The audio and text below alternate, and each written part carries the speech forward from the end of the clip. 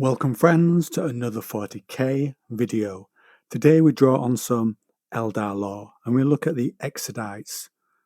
The majority of the information will be from the Eldar 2nd edition codex from way back in 94. And for the most part friends, I'll be reading directly from the codex and I'll pop in a few of the little bits when we get to those points. So let's begin. During the fall, the degeneration of the Eldar did not go wholly without resistance. Some, the more far-sighted, began to openly criticize the laxity of their fellow citizens and to warn against the effects of chaos cults. These people were mostly ignored or else treated as narrow-minded fools and fanatics. Soon the general collapse of society convinced even the most resolute amongst them that there would be no end to the reign of death and depravity amongst their fellow Eldar. Some decided to leave the Eldar worlds and settle new planets free of the creeping corruption. They were the ones still untainted by the touch of chaos, and now they are very few. These Eldar are known as the Exodites. Of all the Eldar race, they were uniquely far-sighted. Amongst a race naturally indulgent and hedonistic, they were reviled as dour fanatics, obsessed with misery and self-denial. There were some whose dire premonitions were perhaps yet another form of insanity, simply one more conceit taken to inhuman extremes. Others were genuine survivalists who chose exile over degradation and destruction. In an assortment of spacecraft, the Exodites abandoned their homes. Many died out in open space. Some reached new worlds only to be slain by marauding orcs or natural predators. Many more survived. For the most part, they headed eastward as far away from the main concentration of Eldar worlds as they could reach. Up on the fringes of the galaxy, the Exodites made new homes. The worlds they settled were savage and life was often hard for a people unused to physical work and self-denial. When the final cataclysm erupted, most of the Exodite worlds were far from the psychic epicenter and survived. The resultant psychic implosion wiped out the rest of the Eldar race and left a gaping hole in the fabric of space. But out on the fringes of the galaxy, the Exodites were safe. Many craft worlds rode out the psychic shockwave and survived that way, but the Exodites had already reached places of safety, or else they perished with the rest of their race and have been forgotten. Since they were first settled, the Exodite worlds have not changed a great deal. The Eldar that live there have learned how to cultivate crops and harvest other natural resources. The psychoplastics necessary for Eldar technology are rare and precious on these remote worlds, so the Exodites utilize other substances and rely upon simpler ways and physical labor. The craft world Eldar regard the Exodites as rustic and rather simple folk, vigorous and wild in a way that is quite unlike their own introverted societies. Craft worlders and Exodites travel within each other's realms, but a different mental outlook and way of life mean that they have their own concerns. The Eldar path determines the way of life for all craft worlders, but not for the Exodites. Because of this, they seem wild and individualistic compared to other Eldar, more independently minded and adventurous by far more than their cousins. They can survive in this fashion because they are distant from the Eye of Terror, the hole in the fabric of space, which still acts as a psychic focus for the destructive influence of Slaanesh. This alone is not enough to hurt them, but it is a significant factor. More importantly, the Exodite societies are more rigorous and physical than those of craft worlders.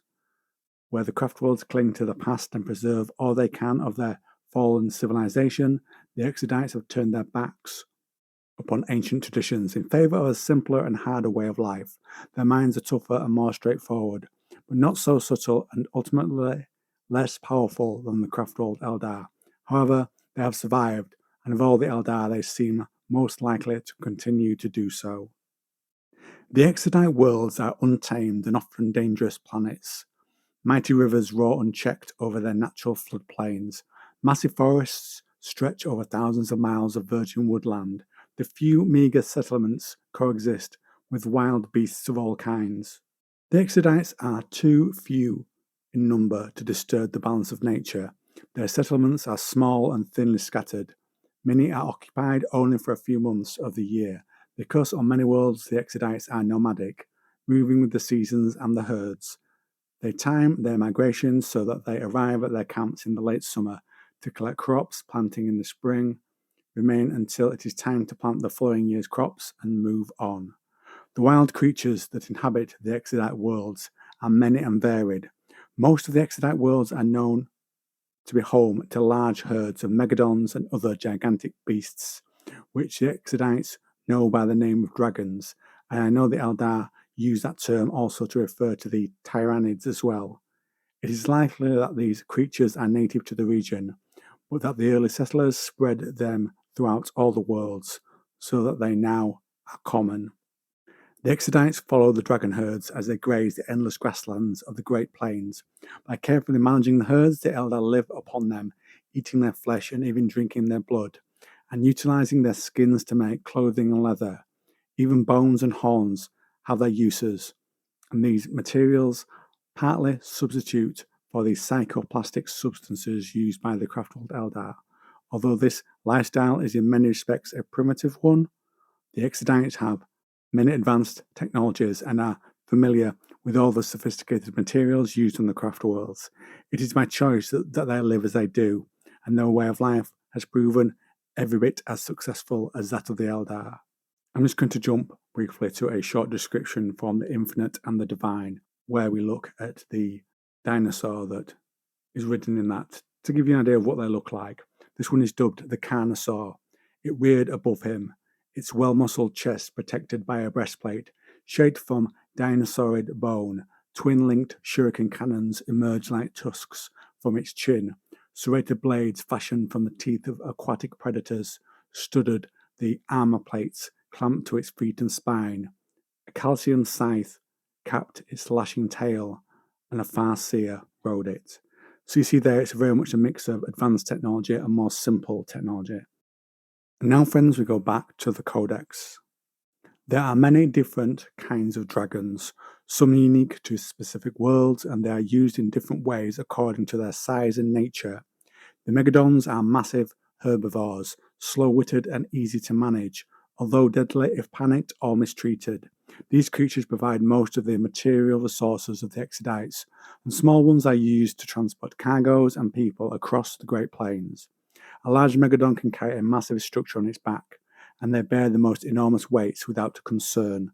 Smaller, carnivorous dragons, ridden by Exodite warriors, are used to herd and control the Megadons. Warriors are virtually born into the tall dragon saddles and wield their long lances with consummate ease.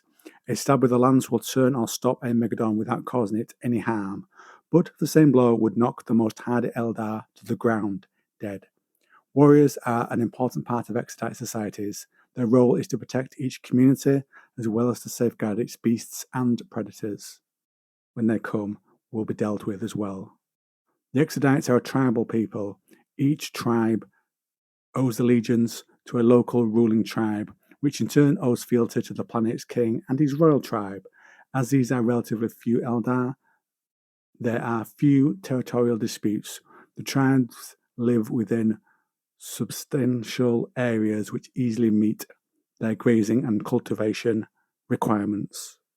Open wars between the tribes are rare, but skirmishes between rival young dragon knights are common. Although not openly warlike, the Exodites are a robust, self-confident people, and they have the legendary pride of the Eldar race.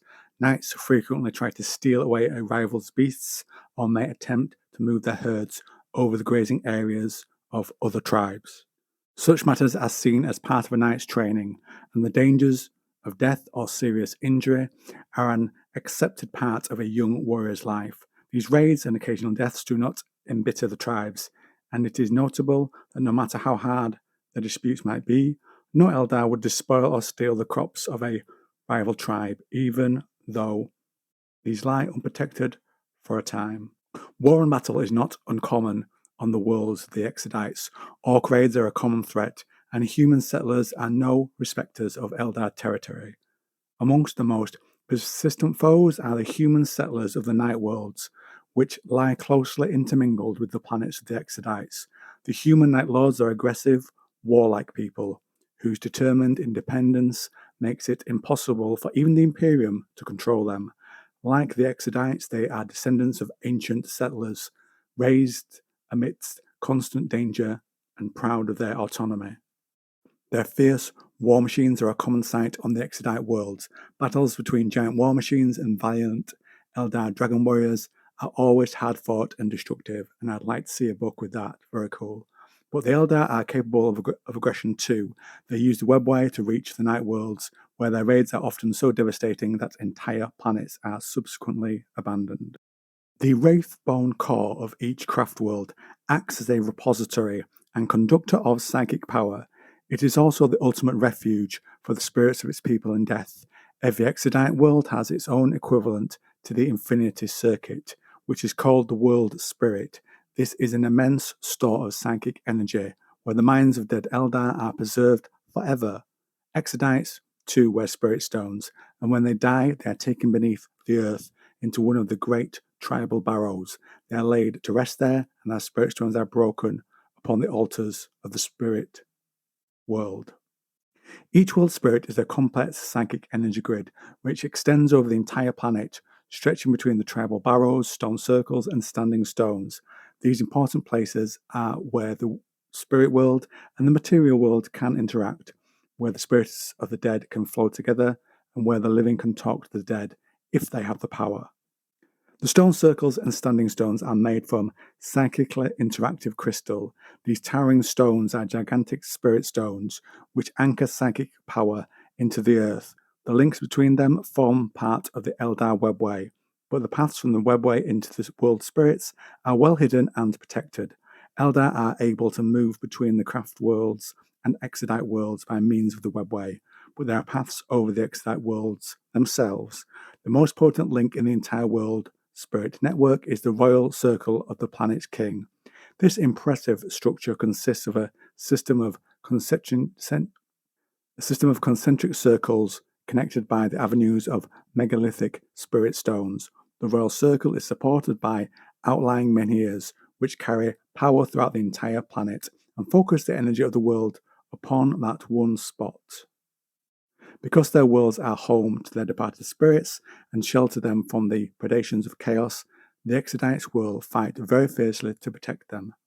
To abandon a world is akin to abandoning the souls of your ancestors to the warp, for without constant replenishment, the world's spirits diminish slowly and become vulnerable.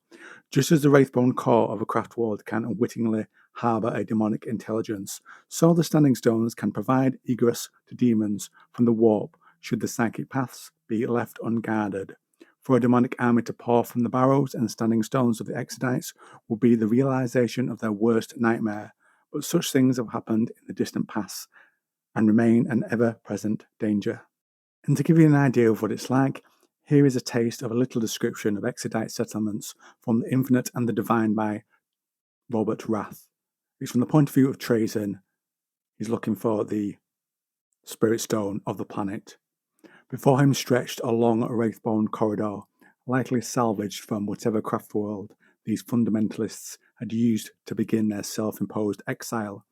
Bas-relief carvings depicted the society's exodus, fashioned from the bones of the great lizards, decorated the walls. Eye holes in the bas-reliefs coughed, sending darts made from bone that clattered off Trazen's necrodermis. Finally, at the gate, tall as a monolith, it was decorated with exquisite carvings of Eldari gods. A vertical strip of runes laid out a poem riddle so fiendish. The chamber swept up around him like a cavernous grotto, its upper reaches lost in the echoing vaults of the ceiling, its wraithbone marbled with veins of gold, filigreed balustrades on either side mimicked the corals of the ocean depths. For this planet was a world of warm seas and lush archipelagos. On either side of the walkway, pools of liquid platinum cast watery light across the walls, and before Trazen rose the spirit stone, the world spirit. It curved ahead, inlaid into the vaulted surface of the far wall. It too was made of bone, but rather than the old inert wraith bone of the walls and ceilings, this sprouted alive from the floor, branching like a root fan of tree roots that had grown up instead of down, his oculars stripped. Away the outer layers of the world spirit, refocusing on the veins of energy that ran through the psychoactive material. Arcane power pulsed to and fro in her circulatory system, racing through arteries and nerves as it travelled to the highest forks of the network and back to the floor. Not roots then, antlers. Yes, that was it. A great set of antlers, large as a mountain, the points of its forks curving away from the wall. Here and there it sprouted buds, fuzzy with new growth. The substance was not wraithbone, he noted, at least not entirely. This was a hybrid, a substitute grown from the skeletons of the great lizards and interwoven with the psychoplastic wraithbone salvaged from their crashed ship. A gene sequence scribe failed to find where one substance began and the other ended, no points where the ancient craftsmen had fused or grafted the two materials together. This was a seamless blend, nurtured and shaped over millions of years, wraithbone woven between the molecules of reactive but low quality dinosaurid remains, a masterwork by one of the finest bone singers in the galaxy, an act of artistry and devotion that was at once temple, mausoleum, and metropolis, a place for the souls of his slain Eldari ancestors to be at rest, united and safeguarded from the hungry gods of the ether. Many Eldar take the path of the outcast during their lives, leading their craft worlds and seeking adventure in the wide universe. These outcasts travel between the stars in their spacecraft. They search for maiden worlds to settle and visit the Exodite worlds, where they may live amongst their distant cousins. Outcasts are common enough on the Exodite worlds, often seeking the patronage of one of the Eldar tribes. In return, they fight alongside the tribe's warriors and, for a while at least, enjoy the freedom of mind, which is impossible on the craft worlds. Sometimes outcasts settle permanently amongst the Exodites or upon some uninhabited world and become the first settlers of a new Eldar colony.